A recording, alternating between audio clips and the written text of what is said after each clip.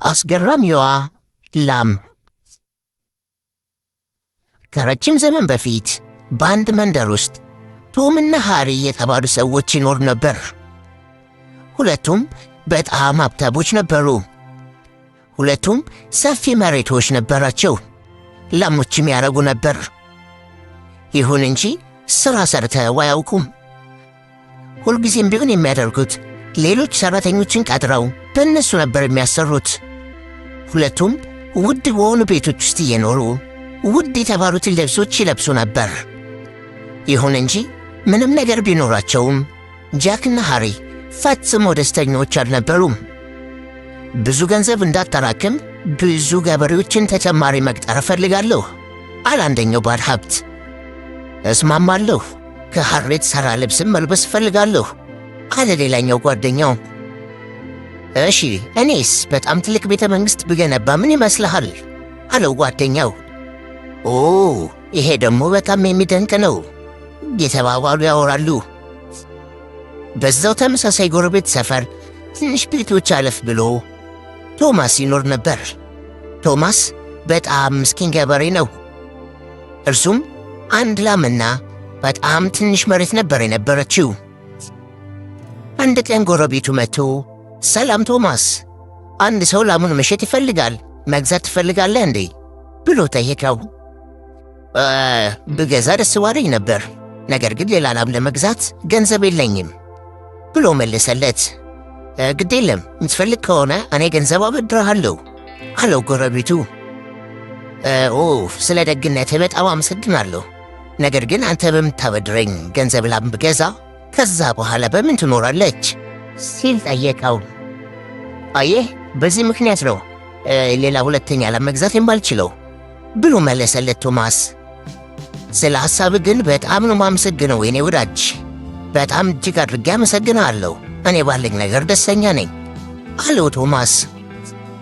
ቶማስ በጣም ጎበዝና ትጉ ሠራተኛ ነው። በየዕለቱ ወደ እርሻው ይሄዳል። ቀኑን ሙሉም ሲሠራ ይውላል። ከላሙም ጋር ወደ ቤቱ ይመለስና ሲመግባት ያመሻል። ቶማስ ከዚህ የተለየ ነገር አልጠየቀም። ባለው ነገር በጣም ደስተኛ ሆኖ አምላኩን እያመሰገነ ይኖር ነበር። እጅግ በጣምም ደስተኛ ነበር። ጃክና ሃሪ ግን እንደሱ አልነበሩም። በቶማስ ላይ በጣም ይቀኑበት ነበር። ቶማስ እንዴት ነው ይሄን ያህል ደስተኛ የሆነው አለ አንደኛው ባለ ሀብት። እኔ ራሱ እኮ ባየሁት ቁጥር ልክ እንዳንተ ነው ማስበው አለው ጓደኛው። እርሱ እኮ ትልቅ ቤት የለውም፣ ትልቅ እርሻም የለውም፣ እንዴት እንደዚህ ሊሆን ቻለ ተባባሉ። አሃ ላሙ ትመስለኛለች፣ ደስታው ያለው ላሙ ላይ ነው። የሁላችን ላም ቢደመር የእሱን ያህል አይሆኑም አለ ሁለተኛ ጓደኛው። ትክክል ነህ እኮ አየህ፣ የእሱ አንድ ላም ሙሉ እርሻ ያርስባታል። ስለዚህ እኔ አንድ ሐሳብ አለኝ፣ እችን ላም እንግዛው አለ አንደኛው ባለ ሀብት። በሚቀጥለው ቀን ጃክና ሃሪ ወደ ቶማስ ቤት በመሄድ ላሙን ለመሸጥ እንደሚፈልግ ሊያግባቡት ሞከሩ። ከዛም ቶማስ ግን እኮ ያለኝ ብቸኛ ላም ይሄ ብቻ ነው ሲላቸው፣ 10 ብር እሰጥሃለን ላሟን ሽጥልን አለው አንደኛው። እንደዚህ አይነት ዋጋ እኮ የትም አታገኝም፣ ለሽያጭ የቀረቡ በጣም ብዙ ላሞች አሉ። 2 እኮ መግዛት ትችላለህ በዚህ ዋጋ፣ በጣም ጥሩ ዋጋ ነው ቶማስ አለው ሌላኛው ባለ ሀብት። ይህ እንዴት ጥሩ ዋጋ ሊሆን ይችላል? እኔ በጣም ጤነኛ የሆነች የምንከባከባት ላም አለችኝ አለ ቶማስ። ስለዚህ እናንተ የምትፈልጉት እችን አንዷን ሽጬ 2 መንከባከብ የማልችላቸውን 2 ላሞች እንዲገዛ ነው? እንደዛ ነው የምትፈልጉት አለ ቶማስ። በፍጹም አይሆንም፣ እኔ እችን ላም ልሸጥላችሁ አልችልም፣ እባካችሁ ከዚህ ሂዱልኝ አላቸው። ጃክና ሃሪ በጣም ተበሳጩ። ይሁን እንጂ በጸጥታ ነበር የወጡት። ከዛም ከሄዱ በኋላ ማንኝ ብሎ ነው የሚያስበው እሱ? እንዴት እኛንስ እንዲህ ይለናል? እዚህ መንደር ውስጥ እኮ አሉ ከተባሉት ሀብታሞች እኛ ዋናዎቹ ነን እየተባባሉ በመካከል ጀመሩ። አየህ እኛም ማክበር መማር አለበት። በላሙ ደግሞ በጣም ነው እኮ የሚኮራው። እንዲሸጥልን ልናስገድደው ያስፈልጋል ተባባሉ። ሃሪና ጃክ ቶማስን ሊያስተምሩት ፈለጉ። ከዛም በዛ ቀን ምሽት ከቤታቸው ቀስ ብለው ሾልከው በመውጣት ወደ ቶማስ እርሻ ሄዱ። ከዛም ስለ ጓደኛቸው በፍጹም ሳይጨነቁ እርሻውን በእሳት አቃጠሉት። በማለዳም ቶማስ የእሳት አደጋ መድረሱን የሚናገር ዜና ሰማ። ወደ እርሻውን በፍጥነት ሲሄድ እርሻው ላይ ያለ ምርት ሙሉ በሙሉ ጠፍቶ አገኘው። ሰብል የተቃጠለ፣ በጣም ያሳዝናል። አሁን እንዴት ነው መኖር የሚችለው ብሎ ስቅስቅ ብሎ አለቀሰ። ቀናት አለፉ። እናም ቶማስ በጎተራው ያጠራቀመው እህል ሙሉ በሙሉ አለቀ። ቶማስም ይሁን ላሙ ምንም የሚመገቡት ነገር አልተረፋቸውም ነበር። ካልበላን እኮ 2 ቀን ሆኖናል። እኔ ምናልባት መቋቋም እችላለሁ፣ ላሟ ግን መቋቋም አትችልም እያለ ቶማስ ብቻውን ያብሰለስል ጀመር። በቃ እችን ላም መሸጥ አለብኝ ማለት ነው። የሚገዛት ሁሉ ይጠነቀቅላታል። ከዛም ቶማስ በቤት ውስጥ ያለችውን ገንቦ አወጣ። በዛ ውስጥም ሳንቲም ያጠራቀም ነበር። ከዛም ቶማስ ሳንቲሙን በትንሽ ቦርሳ ውስጥ ይዞ ያንን መንደር ለቆ መሄድ ጀመረ። በጫካ ውስጥም ከላሙ ጋር እየተጓዘ እያለ ያ የያዘው ገንዘብ እንደሚሰረቅበት አሰበ። ይህንን ገንዘብ በላሚቱ አንገት ላይ ማሰር አለብኝ፣ ምናልባት ሌባው ቢመጣ ላሟን ላይ ፈትሸት ይችላል ሲል አሰበ ቶማስ። ከዛም ቶማስ ቦርሳውን በላሚቱ አንገት ላይ አስሮ ወደፊት ጉዞውን ቀጠለ። ለጥቂት ጊዜ ከተጓዘ በኋላ በአንድ መንደር ደረሰ። በዚያም ለማረፍ ወሰነ። ላሚቱን ከአንድ የዛፍ ስር አስሮ ውሃ ወደሚያገኝበት ቦታ መጓዝ ጀመረ። ከዛም ከጥላው አጠገብ አንድ የጥራጥሬ ሱቅ ነበረ።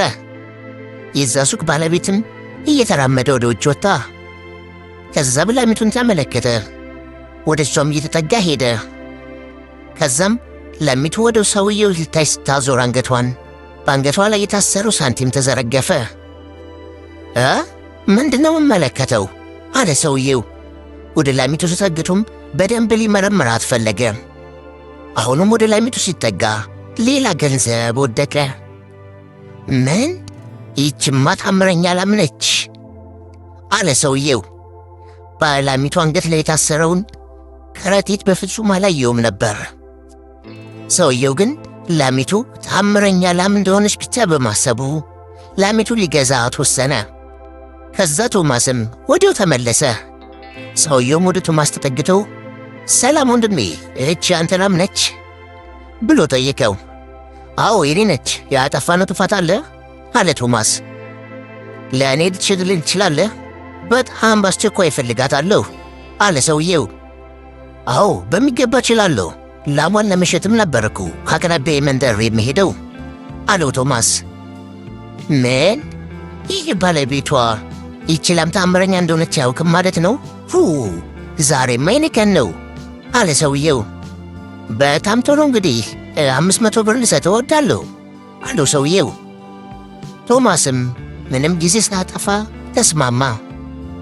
ከዛም 500 ብሩን ተቀብሎ ያን ሰፈር ለቆ ሄደ።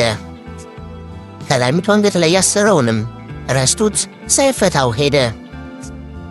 ቶማስ ደስ እያለው ወደ ቤቱ ሄደ። ወደ በሩም ሲደርስ ጃክና ሃሪ በሩ ላይ ቆመው አገኛቸው። እሱንም እየጠበቁት ነበር። ቶማስ በጣም ከፍቶት ወደ ቤቱ ይመለሳል ብለው እየጠበቁም ነበር።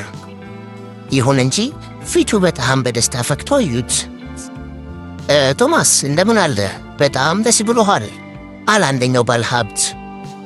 አዎ በጣም ደስተኛ ነኝ። ላሜን ለአንድ ሰው ሸጥኩለት፣ ለላሜ ዋጋም 500 ብር ሰጠኝ አላቸው ቶማስ። 500 ብር ሸጥከው? ተባባሉ ሁለቱ ባለሀብቶች። አዎ 500 ብር ሸጥኩት አለ ቶማስ በድጋሚ። አሁን ትልቅ መሬት መግዛት እችላለሁ አላቸው። የራሴን እህል አብቅዬ መሸጥ እችላለሁ፣ ብዙ ላሞችንም መግዛት እችላለሁ ብሎ ጀመረላቸው።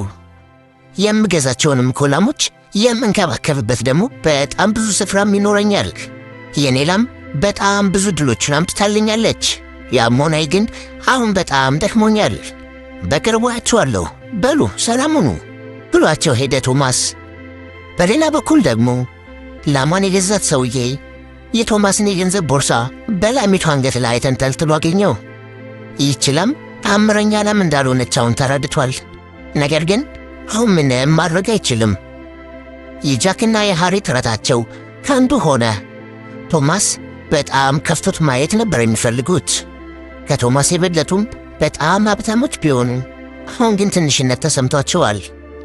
ቶማስ ደግሞ በሌላ በኩል እንደዚህ ጊዜ እጅግ በጣም ደስተኛ ሆኖም አያውቅም። ጃክና ሃሪም ያሰቡት ባለመሳካቱ በንዴት ከዛ አካባቢ ጥለው ሄዱ። ቶማስ ብዙ ላሞችንና ትንሽ ቁራሽ መሬት በገንዘቡ ገዛ። መስራቱንም ቢሆን በፍጹም አላቆመም። ጥራጥሬና ሌሎችንም እህሎች እያመረተ ወደ ገበያ እየወሰደ ይሸጣል። ቀስ በቀስ በጣም ተግቶ በመስራቱ በመንደር ውስጥ የታወቀ ገበሬ ሀብታም ሆነ።